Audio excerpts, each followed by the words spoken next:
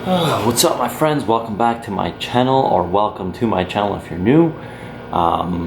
This is my convenience store. Well, this is the back room part of it, and it's been a wild ride. I want to be transparent as possible today and show you exactly what to expect if you ever open up something like this at this size. Let's get right into it. Everything going on in the world, we have been kind of going crazy owning this convenience store, because people were avoiding a lot of the big stores and coming to us more often, so we really got hit hard, and our sales skyrocketed, as you've seen in other videos. But now I want to show you more of our average month-to-month sales, how much we actually take home owning this place, and what you can expect as a salary with a store this size and a similar concept. I'm going to give you a quick overview of this store in a second. Oh, and by the way, please sorry, there's a customer listening to me right now. It's really awkward. This store is about 1,700 square feet. I can give you, I don't know, standard size, maybe 6 car garage size. And wow, there's a bee in here, hang on. To be straight with you guys, owning a food business is not as glamorous as it may seem online, but that's okay. The days are long. Some of them are better than others, just like any job.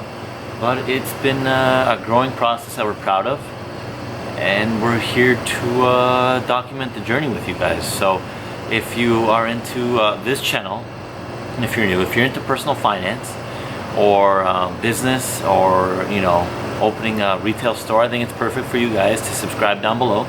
And if you hit that like button and make it turn blue, then this video gets shared to other people who are interested in things just like you. And it really helps this small business and this channel out. So yeah.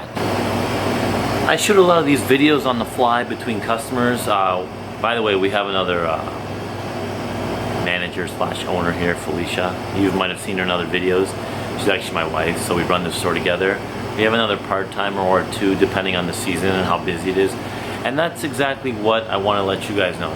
There's bees. The bees are very aggressive this year, especially in this store. I'm trying to get rid of them. I don't like killing them, but hang on. I just let them out. I want to let you guys know, don't expect to make fast cash from this business. It's just like any other business. It's a growing process.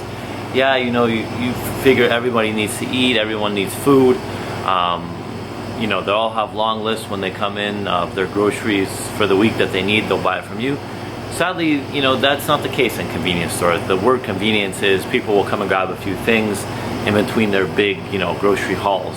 And you will get the people that spend 40, 50, 60, 70, over $100, depending how much inventory you have as well. So your job is to get the people to spend as much as possible. And that's by finding the inventory that sells the best and catering to your market, to your niche, to the customers that come into your store. You can ask them, what would you like to see? What would you like me to carry? And many of them will be happy to tell you, and that might work for you, that might not. So the basics are January, February are going to be very slow in retail. Everyone's kind of catching up on their credit card payments. People have already spent a lot of money on Christmas. There's nothing going on in those 2 months, so those are going to be your 2 slowest months. And it's funny, that the holidays like Thanksgiving and Christmas are going to be crazy. Easter's going to be crazy. But then you have this weird summer months that we just kind of finished up right now, and it was kind of weird because for our business, summer does very good because we're like fruits and vegetables, and people tend to eat more fruits and vegetables in the summer. It's like more of just like a fresh feeling.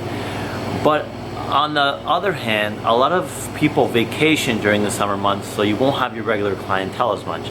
So it kind of just balances out to be mostly like an average month, unless you do some crazy marketing during the summer for barbecues and this and that. But yeah, so don't expect the summer to be anything crazier than a normal month. So it's been a very busy day today, guys. Randomly you'll get spurts of people all at once, and then you'll go quiet like we do for a little while now. So it's on and off during the week. The weekends are always going to be busier, and daily you'll fluctuate up and down, no matter what. You can't predict the days anymore. Honestly, during the 2020 year, Tuesdays are busier than Saturdays. Saturdays are slower than a weird Wednesday. Wednesdays are busier than Fridays. There's no predictions this year, so just base it off month to month rather than day to day on your sales. So with the long-term projections with this store, you know, and looking back into the history, we're growing month over month here on average. There will be some months that are generally slower, like January will always be slower than December. But, you know, looking at even longer terms, year over year, we're doing better and better. So I guess that's a good sign. I mean, I don't know the general what the future holds, but I have a good idea, and it looks okay. It comes with time, you know. When you have a store, like a physical space, you'll slowly build in more inventory. You'll slowly start learning how to buy better, and you'll slowly grow your regular customer base that will always be there month over month, while adding new customers. So as your customer base goes up, your inventory goes up, and they kind of meet at a nice peak where they're buying more and you're growing, and they're buying more and you're growing. So it's an interesting business model to look at it that way, because it really did happen like that for us. I'm telling you, there was really nothing.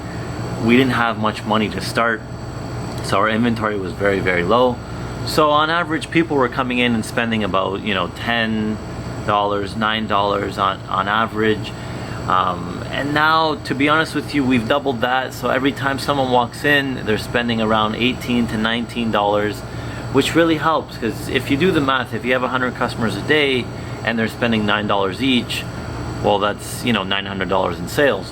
But if you have those same $100 customers come in, you have the potential that they're each going to spend $19, which leaves you at $1,900 in sales a day, which makes such a big difference at the end of the month. If you do the math, you can already figure out how much of a difference that is just by building your inventory.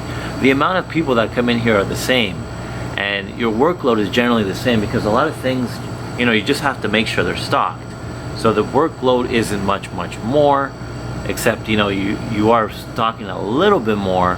However, the customer spending almost double, your sales are doubled in the month, in the year.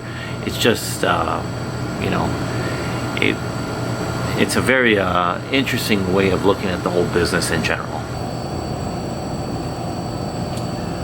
So I hope with these shots you got a good glimpse of what our store kind of is all about, what we carry, and maybe one day you'll be a customer. But that depends where you live, and we really haven't revealed our store name, because we talk about our sales and our profits so much that I don't know how much I want the name getting out there yet. Eventually we will, of course, because why not, you know. This is all part of the game, this channel, this store, and talking to you guys is helpful, because it kind of makes me think, like, okay, how can we get better? And you guys suggest things that also have really kind of opened my mind into other ideas. So that's why this is a great back and forth that we love and will consistently keep doing. Please give this video a thumbs up if I gave you a good glimpse of what this store is all about. I'm going to jump into the numbers for the people that like the sales and the data behind it all. So welcome back to the data processing room slash video editing room slash lunchroom slash purchasing room slash crying room.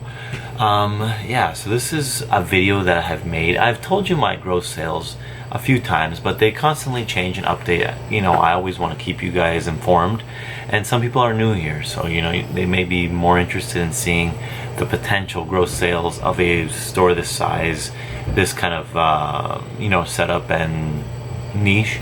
So I think it's beneficial to, you know, do this maybe once a month, and if you guys like it, you know, I'll keep doing them, because I think people on YouTube just like seeing money, and it does help my you know, accounts and my you know, viewership, I guess, which and the people that already have watched this, you know, may be getting annoyed, but I think it's good to constantly update and show you how we're growing and succeeding.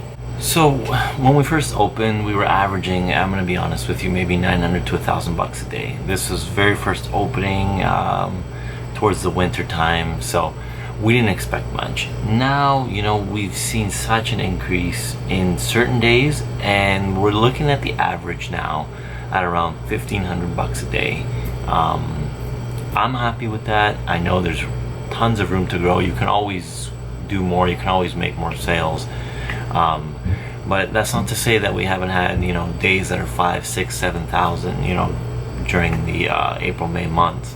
There's also days where we probably will do under 1,500. It really depends on how the traffic in the store is, the weather. There's day-to-day is hard to look at. So monthly is always what I kind of focus on. Average, you're looking at, it's looking to finish off around 45,000 a month. Other months will be better, other months will be worse. Just around that average. So you can calculate our annual sales right there. So on average, if we're doing about 45,000 a month in sales here, you're looking at about 540,000 a year. That is in total sales, not profit, unfortunately. But this comes with a lot of time was invested in. Just that gross number doesn't mean as much as the experience that we kind of grew. We learned where to buy our stuff better from. You know, we learned how to negotiate deals better.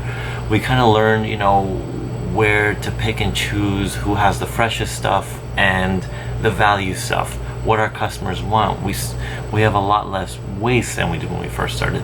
So things will constantly evolve and grow with your business, not just the end, the bottom line, but rather, you know, your profit, because you learned how to kind of just be better in business. So these two kids right here, this kid, the main kid behind it all, 500,000 in sales in our second year or third year? Second. It's the end of our second year. We're just finishing up. Not too bad. Yeah, for two dopes who didn't know what they were doing. Yeah. This is our first business, so we're happy about it. Yeah. And we made a few mistakes. We made a few mistakes and a few corrections of those mistakes, but we're here now. That's all that matters. That's okay. Good night and good day. Goodbye. Whatever time it is. Bye. Never know how to end these.